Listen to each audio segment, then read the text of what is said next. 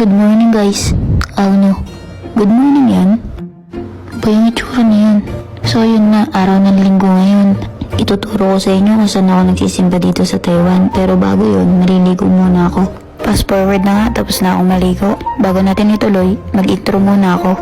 Ako nga pala sila hindi pa alam kung ano yung gusto, pero may pangarap. So ito na nga, naglakad muna ako papuntang bus station para makapunta sa Sinfong Station. Sinfong Station nga pala yung malapit sa amin.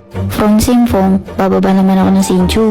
And ayan, pagbaba ko ng Sinchu Station, tumawid lang ako sa may crossing. Then makikita nyo yung maraming claw machine, kumaliwa lang kayo. Tapos straight lang papunta sa akin, de charot lang. Tapos pag may nakita kayo naka-jacket na black, huwag nyo sundan Sa unang kanto, pwede na kayo kumanin dyan. Then makikita nyo dyan yung maraming puno. Tapos may park. Hanapin nyo lang yung taco house. Sa kabilang side to ng park guys. And then pag nakita nyo na yung taco house, ayan sa may gilid sa kanan, makikita nyo yung Yamaha sign. Maretso lang kayo ng konti. Tapos sa may pinakagilid ng building ng Yamaha, iyon na yung pinaka building ng church. Pasok lang po kayo dyan.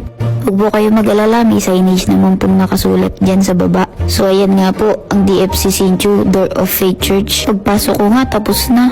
Joke lang po, pinas forward ko lang. So yun nga po, pagkatapos po ng service, may salo-salo po yan nagaganap. Huwag po kayong mag-alala, libre po yan. Nabusog ka na spiritually, busog ka pa physically. O diba? So yun po, sa naghahanap po ng church, sana po nakatulong. Yun lang, bye-bye.